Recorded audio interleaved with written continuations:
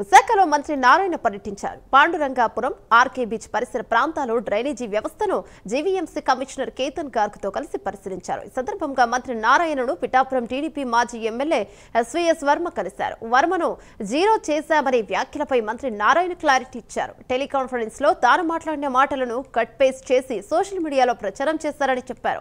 పిఠాపురంలో జనసేన, టీడీపీ ద్వితీయ శ్రేణి మధ్య ఉన్న విభేదాలను చర్చించి జీరో చేశామని తాను చెప్పానన్నారు. వక్రీకరించే విభేదాలు సృష్టించడం ఎవరి వల్ల కాదని చెప్పారు. పేటీఎం బ్యాచ్ చేసే అసత్య ప్రచారాలను తాను పట్టించుకోనని మాజీ ఎమ్మెల్యే వర్మ అన్నారు.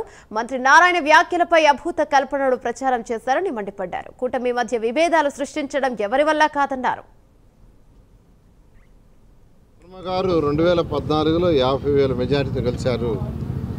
ఆయన చాలా అగ్రెసివ్ నాయకుడు, చాలా చక్కగా అవన్నీ తీసేశారు.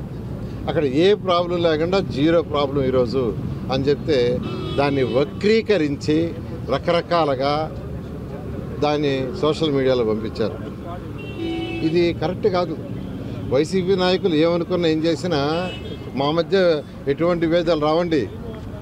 ఎన్డీఏలో ఉన్న జనసేన కానీ, బీజేపీ కానీ, తెలుగుదేశం మధ్య కానీ ఎటువంటి విభేదాలు రావు. చక్కగా కూర్చుంటున్నాం, మాట్లాడుకుంటున్నాం, డిసైడ్ చేస్తున్నాం.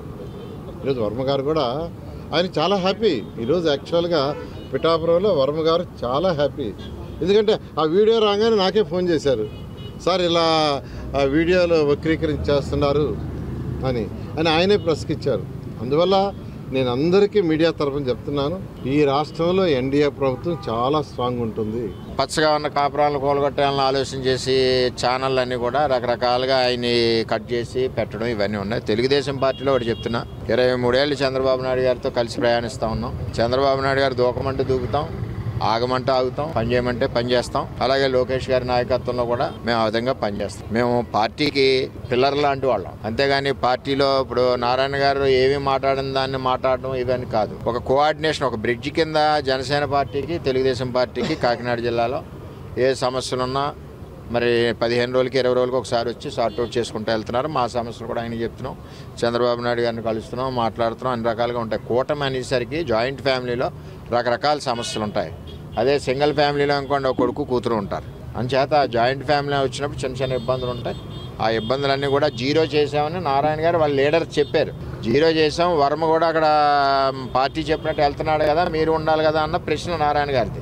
ఆ కంటెంట్ని పక్క పెట్టి రకరకాలుగా తిప్పినప్పుడు తెలుగుదేశం పార్టీ కుటుంబాన్ని